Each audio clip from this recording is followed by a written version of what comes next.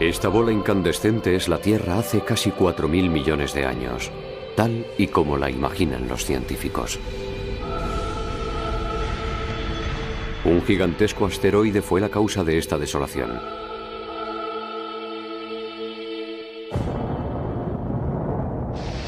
Una colisión de una violencia inaudita, millones de toneladas de rocas transformadas en vapor incandescente y la desaparición de cualquier rastro de agua en la superficie del planeta azul.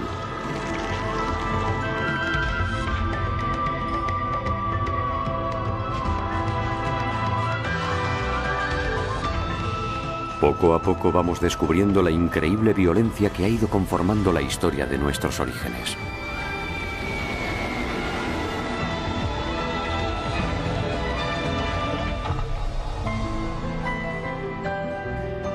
Hace 2.200 millones de años, el hielo cubrió completamente el planeta durante varias decenas de millones de años, borrando prácticamente todo rastro de vida.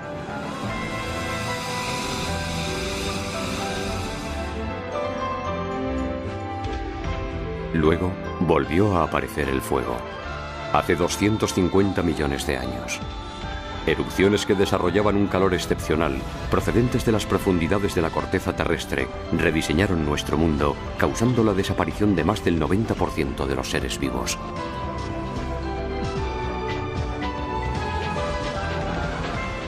La vida en la Tierra ha estado varias veces amenazada de extinción. Pero ahora empezamos a comprender que esos episodios catastróficos han sido etapas determinantes en el camino que ha recorrido la evolución hasta nosotros. Y sin lugar a dudas, gracias a los grandes episodios glaciares, nuestros microscópicos antepasados evolucionaron alcanzando formas de vida más voluminosas.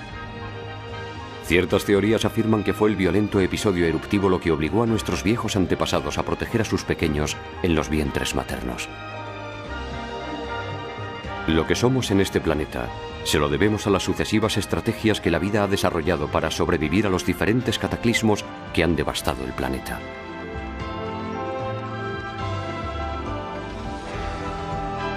Es esta historia increíble, nuestra historia, la que estamos descubriendo hoy. Planeta Tierra.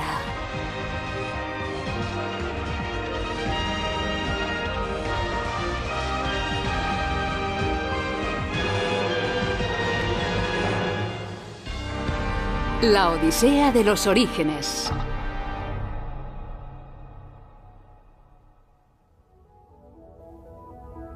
Al principio, la Tierra era muy diferente a como la conocemos hoy.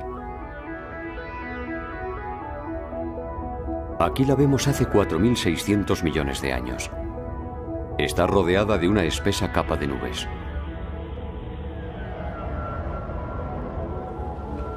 Bajo las nubes, el planeta es escarlata. Su atmósfera, mucho más densa que la actual, solo deja filtrar los rayos rojos hasta su superficie.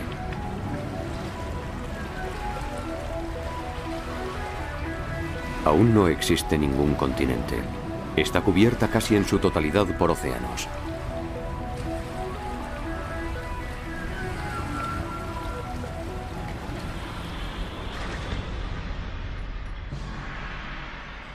Otra diferencia esencial, su tamaño. Aún no posee más que una décima parte de su volumen actual. Su situación también es muy diferente. Gira alrededor del Sol en compañía de una veintena de protoplanetas de tamaño similar. Hoy, esa parte del espacio está ocupada tan solo por 4 planetas: Mercurio, Venus, la Tierra y Marte. Pero hace 4.500 millones de años esta parte del sistema solar estaba abarrotada.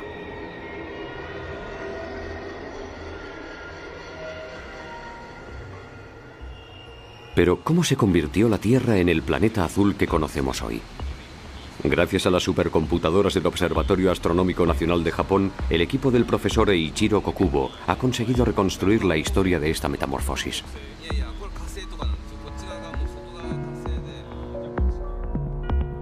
Durante unos 10 millones de años, los 20 protoplanetas siguieron sabiamente su curso alrededor del Sol.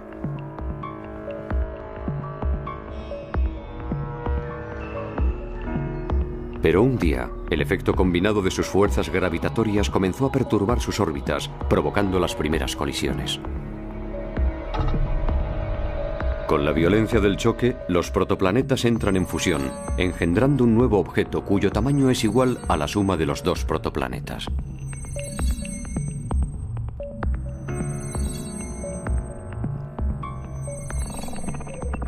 El tamaño de un planeta depende directamente del número de colisiones que lo han engendrado.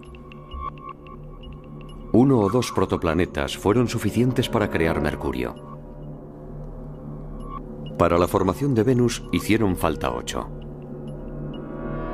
Marte pudo ser perfectamente un protoplaneta arcaico que no sufrió ninguna colisión. Aglomerarse progresivamente sobre la superficie del planeta.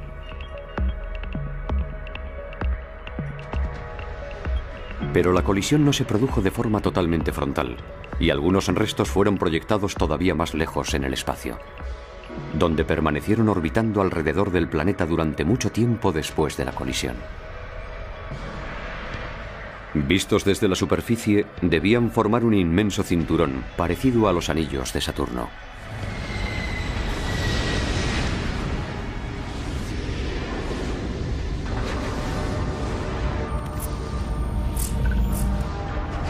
Estos fragmentos fueron a su vez chocando entre sí, fusionándose en múltiples ocasiones hasta formar un objeto celeste imponente.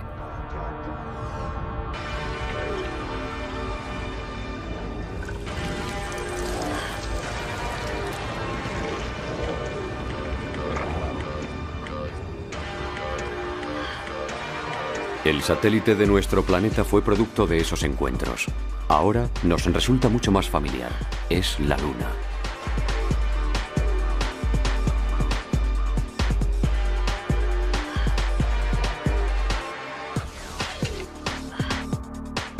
Fue, por tanto, gracias a una serie precisa de colisiones como se formó el sistema Tierra-Luna, tal como lo conocemos actualmente.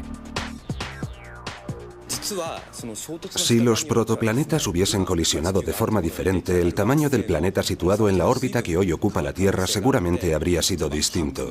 Podría haber tenido un volumen 2 veces más grande o una masa inferior a la mitad. La masa actual de la Tierra es producto de una serie sucesiva de casualidades. Sin embargo, su tamaño imponente fue una de las condiciones indispensables para la aparición de la vida en su superficie. Esto lo hemos aprendido estudiando a nuestro vecino más próximo, Marte, el planeta rojo.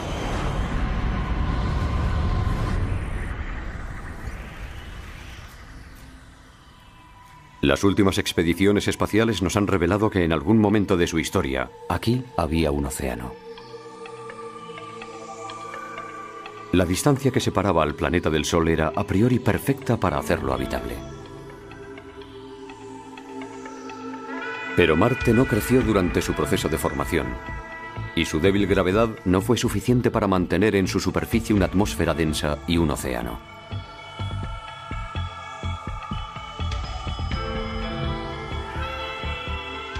Si el tamaño de nuestro planeta hubiese seguido siendo pequeño, es probable que en la actualidad presentase un aspecto igual de desolado que el paisaje marciano.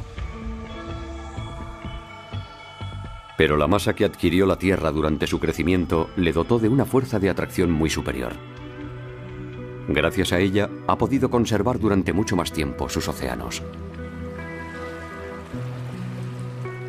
Y fue en el corazón de sus océanos donde se desarrolló la vida.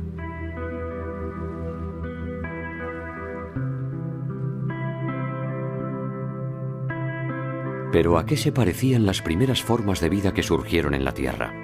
¿Quiénes eran nuestros antepasados más antiguos?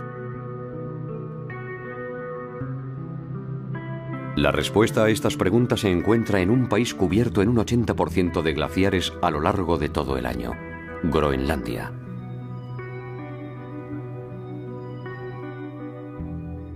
Es aquí, cerca de Isua, que significa lugar donde termina la Tierra y comienza el hielo, donde se descubrió una de las formaciones rocosas más antiguas del planeta.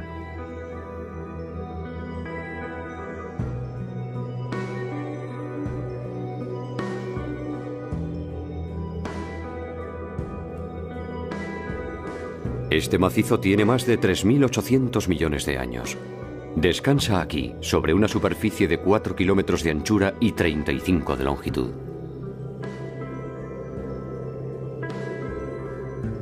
Este conjunto de rocas negras es único en el mundo. Isua es el único lugar del planeta donde se puede estudiar una formación así de antigua sobre una superficie de este tipo.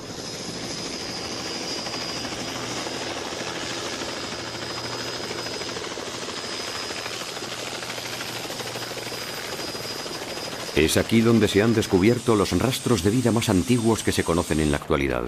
El profesor Minik Rosin es el autor de este extraordinario descubrimiento.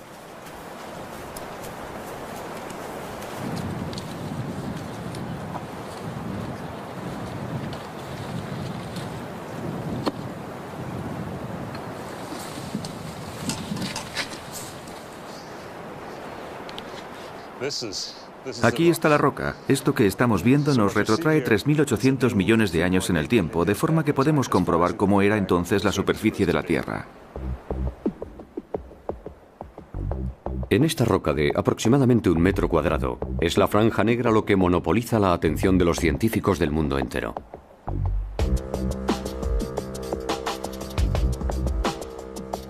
Contiene los rastros de vida más antiguos que se han descubierto hasta la fecha en nuestro planeta. Pese a disponer de una perspectiva excepcional, no podemos distinguir a simple vista los fósiles de estos primeros antepasados. La única diferencia que hay entre este gris y este negro es que este contiene carbono y que el carbono procede de organismos vivos.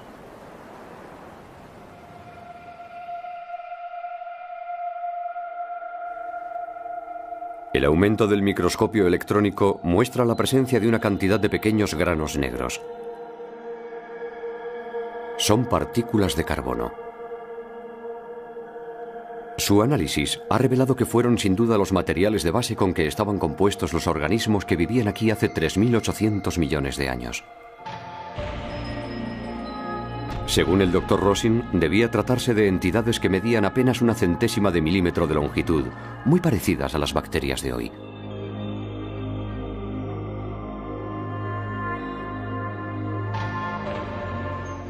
Un examen más profundo de las rocas ha despejado ciertos indicios relacionados con su modo de vida.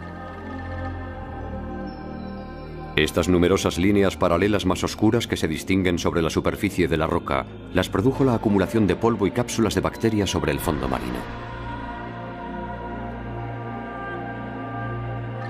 Si estas líneas son rectas es porque este lugar estaba al abrigo de las perturbaciones que producen las olas y las corrientes.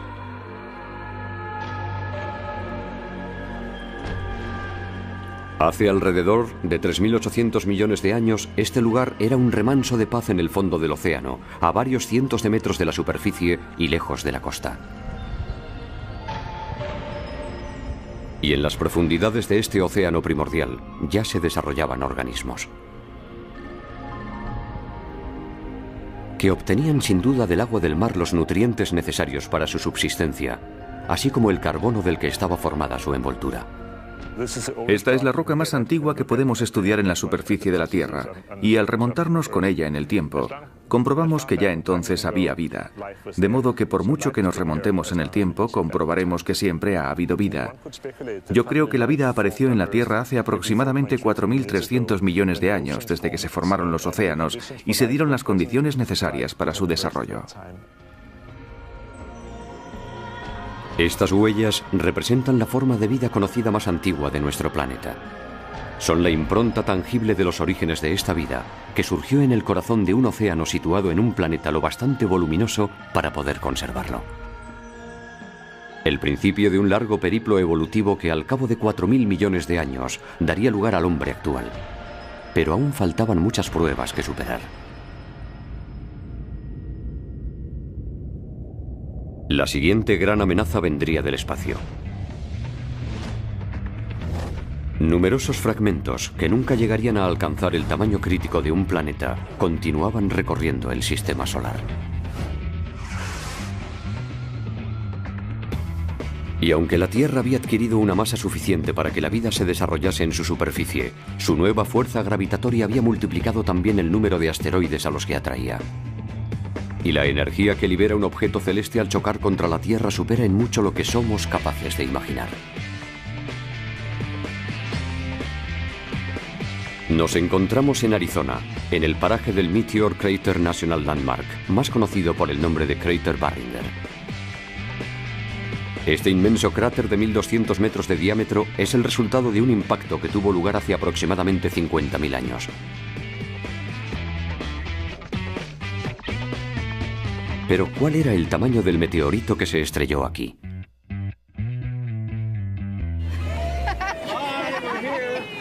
En el verano de 2003, un centenar de personas procedentes de los 4 puntos cardinales de Estados Unidos se reunieron aquí para festejar un acontecimiento.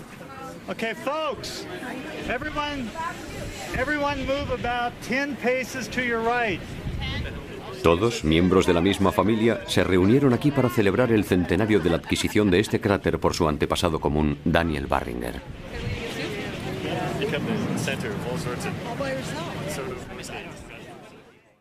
Daniel Barringer era empresario. Había hecho fortuna con la explotación minera a finales del siglo XIX. En 1903 compró este cráter con la idea de extraer la cantidad de hierro y níquel que debía contener el gigantesco meteorito que lo había producido.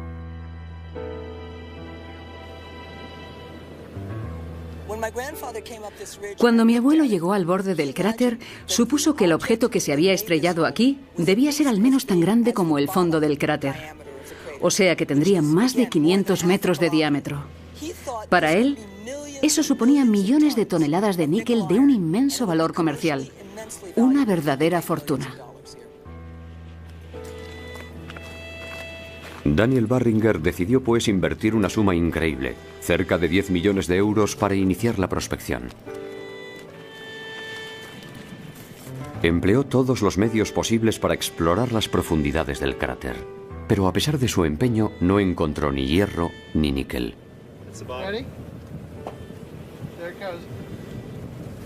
Llevaba excavando casi un cuarto de siglo cuando una publicación inesperada puso fin a su sueño. Básicamente, el artículo afirmaba que el diámetro del objeto que había producido el cráter no debía exceder algunas decenas de metros.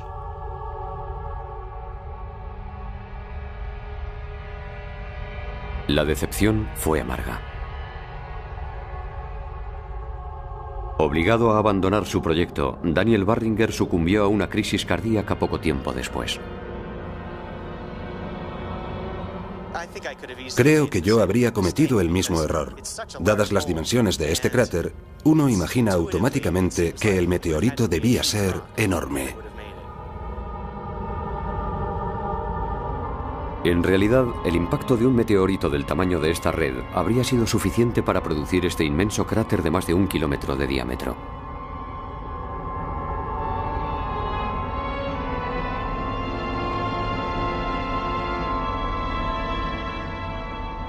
Se cree que un objeto de un tamaño infinitamente superior colisionó con la Tierra hace 4.000 millones de años.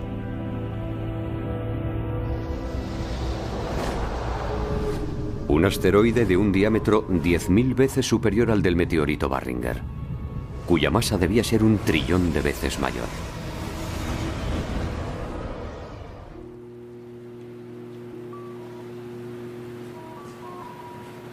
El profesor Norman Sleep, de la Universidad de Stanford, y su colega de la NASA, el profesor Kevin Sanle, trabajan juntos en el estudio de los impactos de meteoritos que colisionaron con la Tierra hace 4.000 millones de años.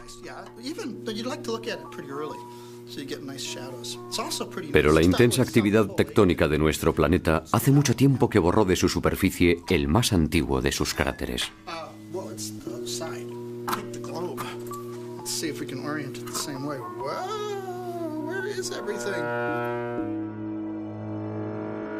La Luna no tiene ninguna actividad tectónica. Su superficie conserva las huellas de las colisiones más antiguas. Los profesores Sleep y Sanle han intentado deducir con sus estudios la cantidad de impactos sufridos por la Tierra. Teniendo en cuenta la diferencia de tamaño y de gravedad, sus cálculos han establecido que debieron ser 25 veces más numerosos que los de la Luna.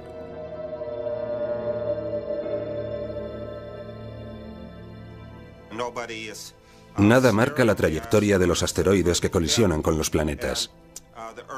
La diferencia de dimensión es la razón por la cual la Tierra sufre más impactos. De la misma forma que si unos cazadores disparasen al azar dentro de un bosque, los ciervos serían alcanzados con más frecuencia que los conejos. Hemos catalogado los cráteres más grandes de la Luna. Luego hemos aplicado un coeficiente que tiene en cuenta el tamaño más grande de la Tierra. El resultado nos muestra que la Tierra ha sufrido impactos de asteroides de hasta 500 kilómetros de diámetro. Estos son los resultados de los cálculos, con el tamaño de los asteroides y el número probable de colisiones para cada tipo. Establecen que la Tierra ha podido sufrir hasta 6 impactos de meteoritos de más de 500 kilómetros de diámetro. Al adquirir su volumen actual, nuestro planeta se convirtió en un gigantesco imán de meteoritos gigantes. Un objeto de 500 kilómetros de diámetro que se desplaza a 20 kilómetros por segundo y se inmoviliza en 20 segundos liberando toda su energía, produce una explosión extraordinaria.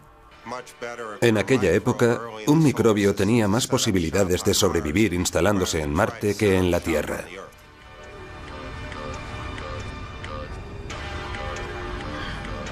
¿Cómo imaginar entonces el efecto que pudo producir un asteroide de 500 kilómetros de diámetro entrando en colisión con la Tierra? Esta reconstrucción se ha realizado bajo el control de expertos en geofísica.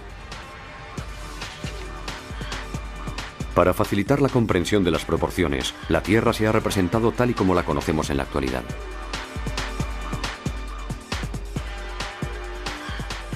Un asteroide de 500 kilómetros de diámetro es, por ejemplo, más grande que cualquiera de las islas que conforman Japón.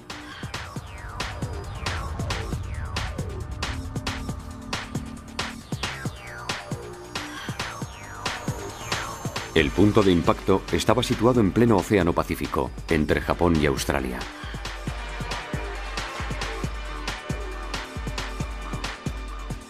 La velocidad del asteroide es de 72.000 kilómetros por hora, pero como es enorme, todo parece desarrollarse a cámara lenta.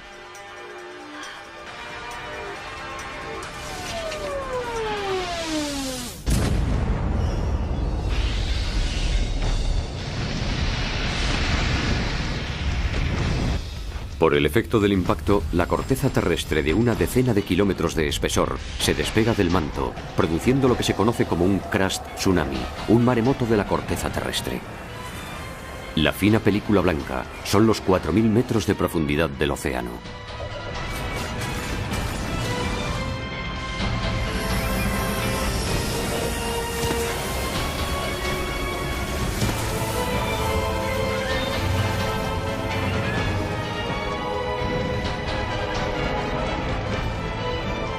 El archipiélago de Japón queda automáticamente pulverizado.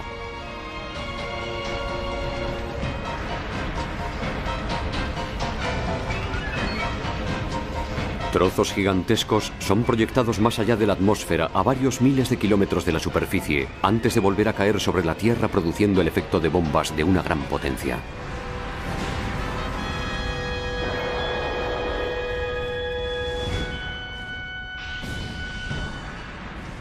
Los labios del cráter forman una inmensa cadena de montañas de 7.000 metros de altura.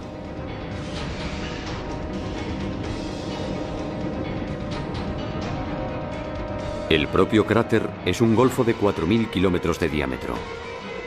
Y esto no son más que los primeros instantes de la catástrofe.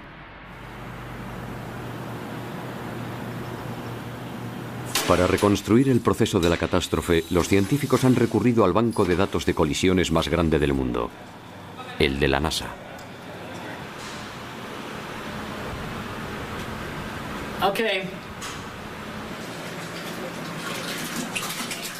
Este recipiente lleno de agua simulará el comportamiento del océano en el momento del impacto. Este proyectil de aluminio de 6 milímetros jugará el papel del asteroide. Impactará en el agua a una velocidad de 20.000 kilómetros por hora.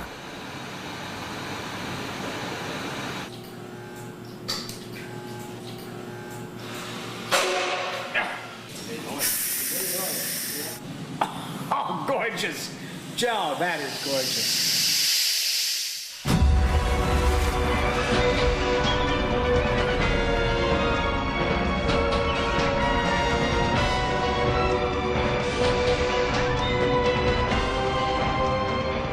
El impacto de este pequeño proyectil bala de 6 milímetros ha perturbado violentamente la totalidad del metro cúbico de agua que contiene el recipiente. Pero el verdadero efecto que produce la liberación de energía en el momento del impacto solo puede observarse a cámara lenta, aquí, a 6.000 imágenes por segundo.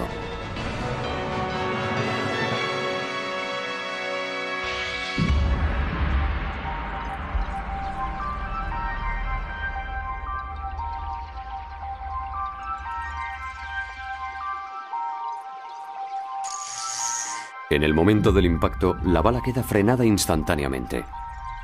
La parte más grande de energía cinética acumulada por el proyectil se ha transformado ahora en calor. Y ese calor extremo produce la evaporación inmediata de una enorme cantidad de agua. Cuando un asteroide colisiona con la Tierra, la materia alcanza temperaturas del orden de 4.000 a 6.000 grados centígrados, prácticamente la temperatura de la superficie solar. Un experimento realizado en la Universidad de Hokkaido ha permitido evaluar el comportamiento del meteorito y de la base rocosa en el lugar del impacto al ser sometidos a tales temperaturas.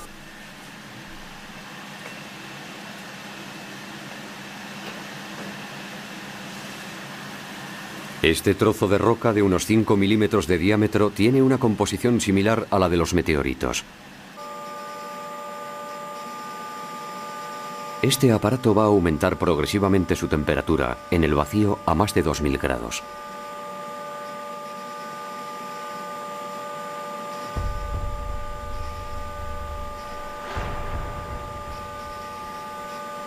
Bajo el efecto del calor extremo, el trozo de roca se funde y libera una cantidad de pequeñas bolas de aire. La roca, como el agua, puede alcanzar el punto de ebullición. Entonces se transforma en un gas que se denomina vapor de roca.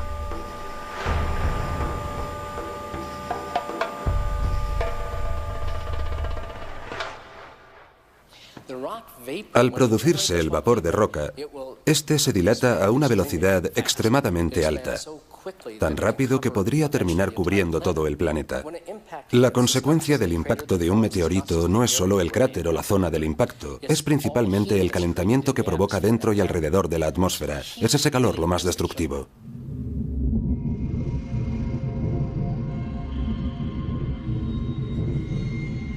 Esta inmensa cúpula incandescente que permanece sobre el cráter durante unos instantes tras el impacto es el vapor de roca. 100.000 millones de megatones de roca transformados instantáneamente en vapor por el calor extremo que genera la colisión.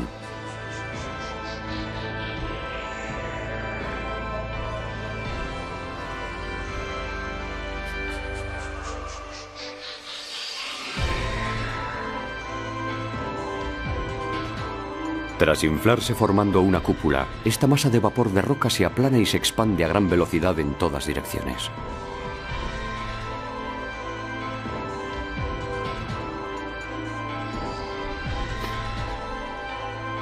Apenas 3 horas después del impacto en el océano, una extraordinaria ráfaga de vapor de roca con 4.000 grados centígrados de temperatura y desplazándose a una velocidad de 300 metros por segundo, alcanza el Himalaya.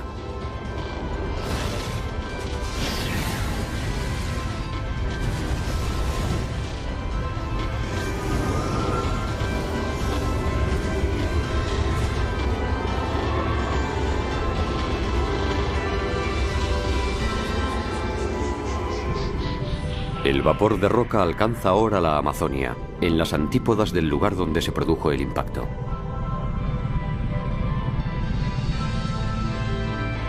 La intensidad del calor produce un fenómeno de combustión espontáneo.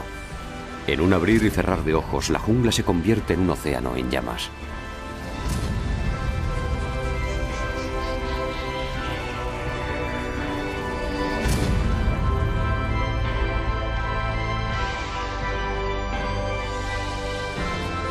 ...24 horas después del impacto, el planeta entero está cubierto de una nube de vapor de roca a alta temperatura.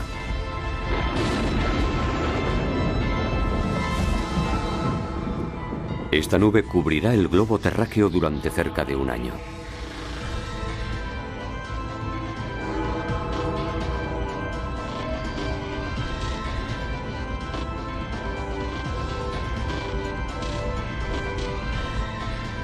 El océano, origen de la vida, no escapa a la catástrofe. Mientras el vapor de roca termina de envolver la Tierra, la superficie marina borbotea por todas partes. Luego entra en ebullición. La violencia de la evaporación hace descender el nivel del agua a un ritmo inimaginable de 5 centímetros por minuto.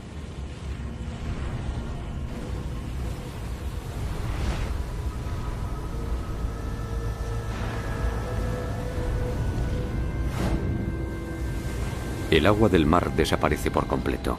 Solo queda la sal. Pero también se evapora rápidamente. El suelo oceánico queda ahora al desnudo y continúa sometido a esa temperatura extrema. Muy deprisa empieza a fundirse.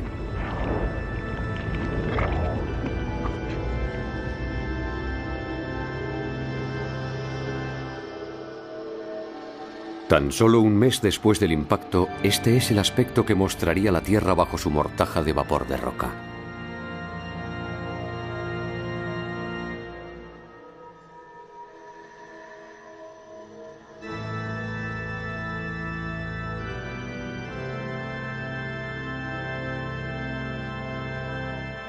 Una sola colisión con un asteroide de 500 kilómetros de diámetro y no queda una sola gota de agua en todo el planeta.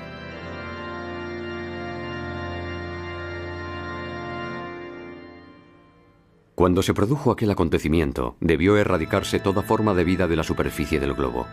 Y sin embargo, nosotros estamos aquí.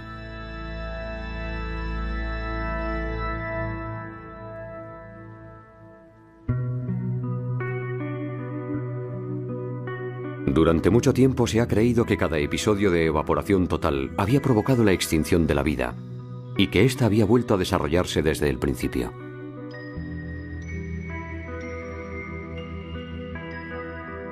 Pero hoy en día los científicos creen cada vez con más firmeza que las formas de vida consiguieron sobrevivir a pesar de estos episodios catastróficos.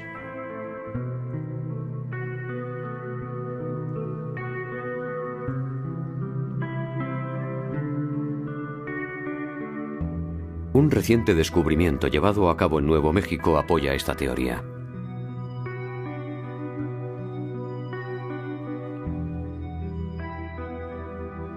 Esta inmensa extensión recubierta de sal es un lago salado.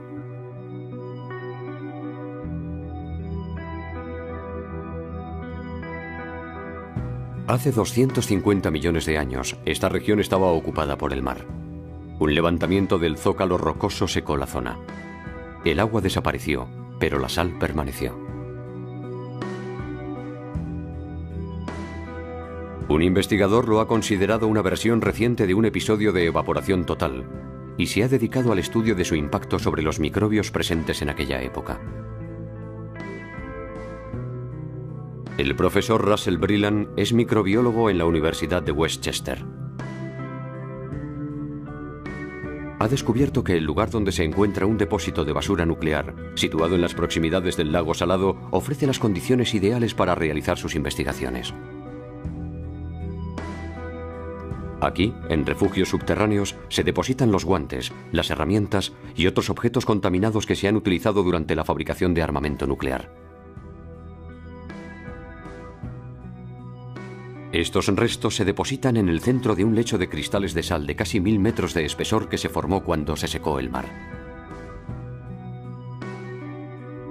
Los cristales de sal tienden a dilatarse progresivamente, lo que significa que al cabo de varios siglos, los desechos radiactivos estarán completamente aprisionados en el interior de un bloque de sal.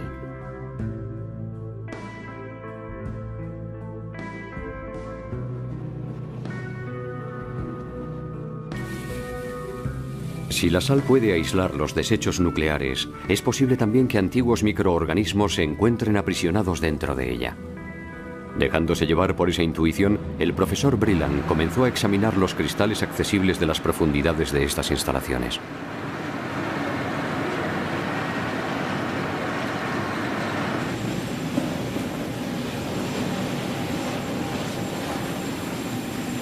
Este laberinto de depósitos subterráneos tiene las dimensiones de una verdadera ciudad excavada en el interior del bloque salino. Las paredes, los techos, todo es aquí de cristal de sal.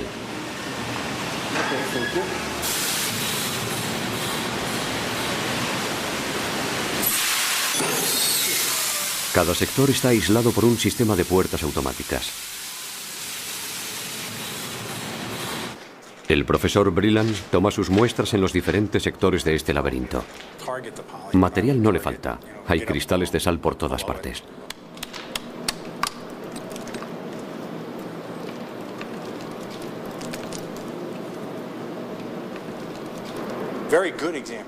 Esto es un ejemplo muy bueno, en mi opinión.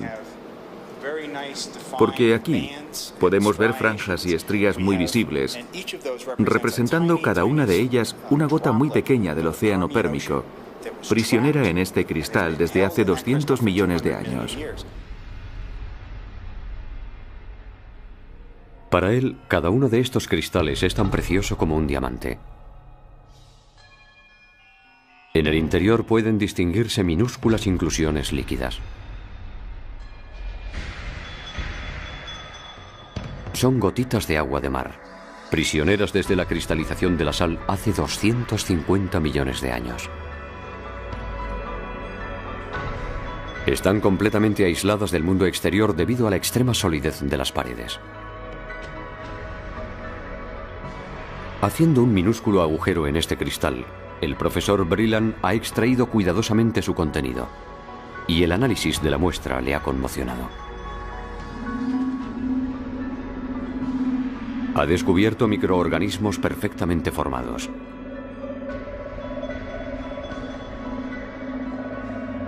Y esto no es más que el principio de las sorpresas. Durante 4 meses les ha alimentado con un nutritivo hervido. Y un día, estos microbios han empezado a dividirse y a multiplicarse. Tras un sueño de 250 millones de años, volvían a la vida. La bacteria que hemos encontrado en este cristal no estaba ni viva ni muerta. Estaba en suspensión estática de larga duración. En un estado de espora no podía hacer más que esperar. Lo más sorprendente en ese estado es que el organismo en suspensión no tiene necesidad de ningún nutriente, no produce ningún desecho y puede esperar indefinidamente a que las condiciones de supervivencia le sean favorables. Mientras el agua de mar se evaporaba y los cristales de sal se formaban, estos microorganismos encontraron una gotita de agua prisionera dentro de un cristal. Era su mejor posibilidad de supervivencia. La vida es tenaz. Es capaz de descubrir los lugares más insospechados para prolongar su existencia. Para el profesor Brilland, esta tenacidad constituye la esencia misma de la vida. Lo que más me maravilla es la tenacidad de la vida. Una vez aparece y se establece en este planeta, haría falta una catástrofe de una dimensión inimaginable para hacerla desaparecer. Pero el episodio de evaporación total que se produjo hace 4.000 millones de años tuvo que ser mucho más destructivo que una simple sequía. La intensidad del calor hizo desaparecer el agua, pero también la sal del suelo oceánico. Y las proteínas, que son los ladrillos del cimiento de la vida, se desintegran cuando la temperatura se aproxima a los 150 grados. ¿Cómo sobrevivir entonces en semejantes condiciones?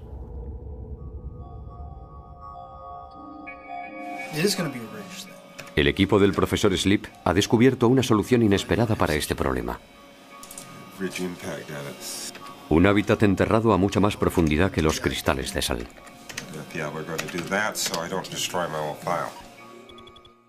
Este gráfico materializa la repartición de las temperaturas sobre la superficie de la Tierra. El calor procede del corazón del planeta, de modo que las regiones más profundas o próximas a un volcán submarino son las más calientes. Cuanto más nos aproximamos a la superficie, más disminuye la temperatura. En las zonas verdes no excede los 100 grados, en las azules no supera los 50. Mientras los organismos permanezcan en la zona azul, sus proteínas no sufrirán ningún daño. Como consecuencia del episodio de evaporación total, el suelo oceánico puede alcanzar los 2000 grados de temperatura, calor que se difumina progresivamente hacia las capas inferiores. Para efectuar este cálculo, el profesor Sleep incorpora parámetros como la velocidad de propagación del calor en el zócalo rocoso.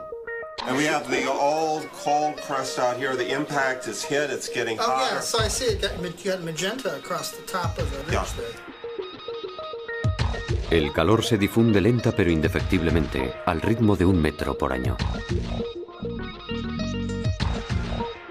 Pero esta simulación pone de manifiesto un fenómeno sorprendente.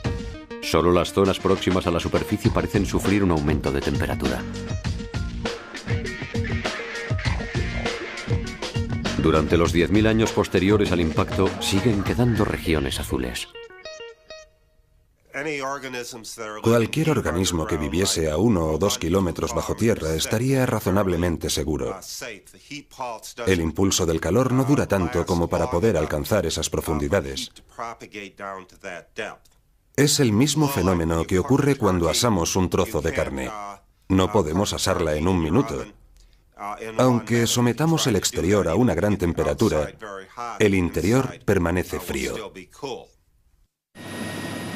¿Pero puede guarecerse la vida a varios kilómetros bajo tierra? En Sudáfrica, esta pregunta ha obtenido ya respuesta. Nos encontramos en el interior de una mina de oro. Sus pozos más profundos descienden hasta 3.500 metros de profundidad.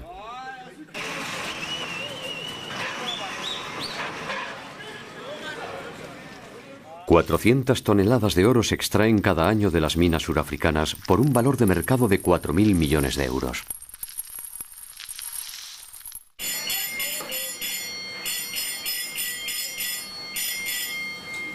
Estas cifras explican claramente por qué se encuentra aquí el pozo más profundo que ha excavado el hombre en este planeta. Se utiliza, por supuesto, para la extracción, pero también alberga un proyecto de investigación de microorganismos subterráneos.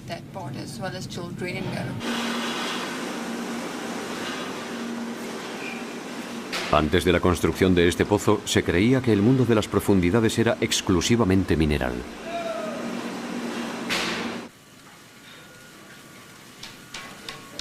Nadie habría podido imaginar que aquí podía existir una forma de vida.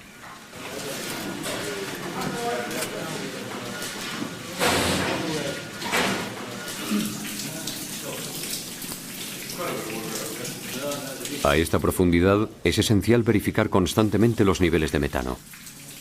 Una concentración excesiva de este gas, que se escapa constantemente entre las grietas, podría anunciar la inminencia de una explosión.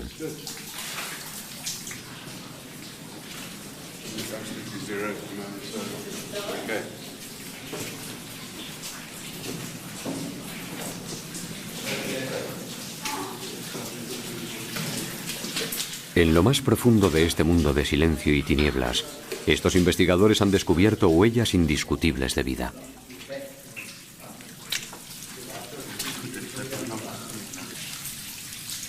Filtraciones de agua procedentes de la superficie rezuman a lo largo y ancho de esta pared.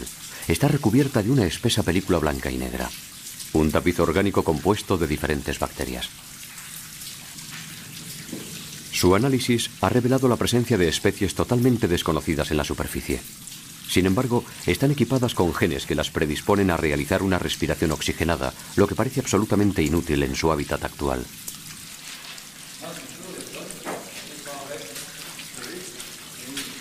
Es, sin duda, la prueba de que estos microorganismos hace mucho tiempo que se han abierto camino hasta aquí desde la superficie. Han resbalado por los intersticios de la roca hasta llegar a este extraño hábitat, donde han logrado sobrevivir. Antes se creía que no existía ninguna forma de vida a más de 60 centímetros de la superficie. Gracias a los estudios realizados en las profundidades de este pozo, hoy sabemos que se pueden encontrar organismos vivos a 3.000 metros bajo tierra. Si dispusiésemos de acceso a otros lugares así de profundos, encontraríamos seguramente huellas de organismos cuya organización sería, sin duda, similar a la que hemos observado aquí.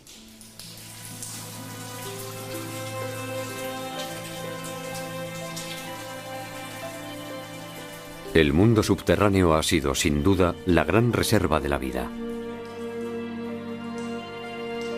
Hace aproximadamente 4.000 millones de años, la vida apareció en los océanos e inmediatamente se expandió en diferentes direcciones. Algunas de sus formas alcanzaron, obviamente, las profundidades de la Tierra. Un episodio de evaporación total eliminó sin duda toda la vida de los océanos. Pero los organismos que se refugiaron lejos, bajo la superficie, sobrevivieron.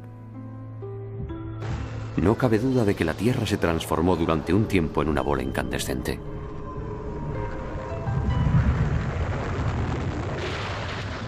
Pero al cabo de un año, el vapor de roca se disipó y la temperatura empezó a disminuir progresivamente.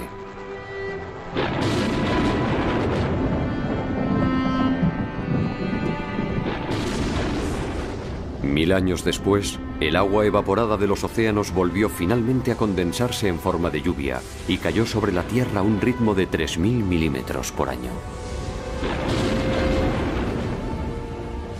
Estas precipitaciones, igual de torrenciales que las de nuestras zonas tropicales, fueron el alimento de los recipientes oceánicos. En ese preciso instante, lejos, bajo el suelo oceánico, numerosos microorganismos seguían sobreviviendo y entre ellos nuestros primeros antepasados.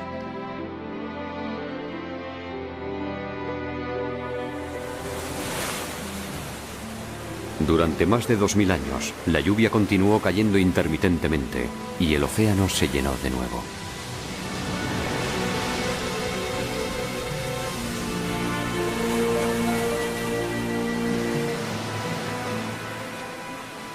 La Tierra recuperó la cantidad de agua que poseía en sus orígenes.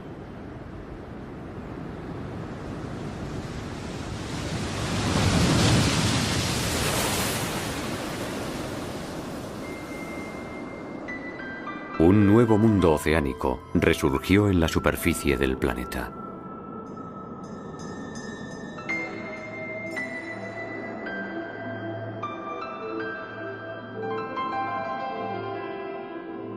Ciertos microbios subterráneos pudieron abandonar entonces el hábitat que habían adoptado desde hacía 3.000 años para retomar posesión del reformado océano. Nuestros antepasados se encontraban entre ellos.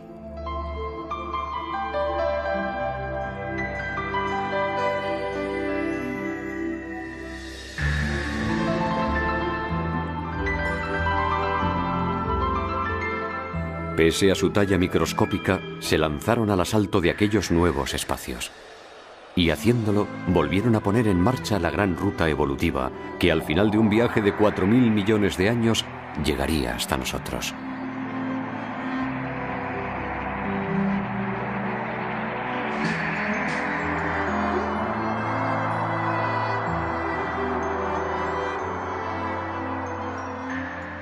En la historia que iba a seguir, la vida debía protegerse sin tregua de lo desconocido, sumando así nuevas etapas al proceso evolutivo. Los humanos no han carecido del espíritu conquistador de sus lejanos antepasados. Hace aproximadamente 2 millones de años el hombre empezó su periplo en algún lugar de África. Luego salió del viejo continente y se expandió por Europa y Asia. Hace 10.000 años llegó al extremo sur del continente americano. Los continentes estaban conquistados. Algunos se lanzaron a la conquista de los océanos. Hace 3.000 años abandonaron Asia a bordo de simples canoas y arribaron a las islas de la Melanesia y la Polinesia.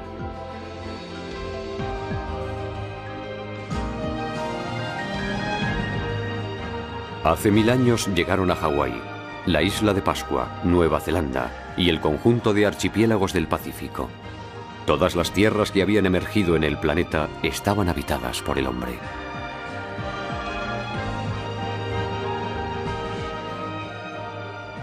Pero ya se lanzaba a nuevos horizontes.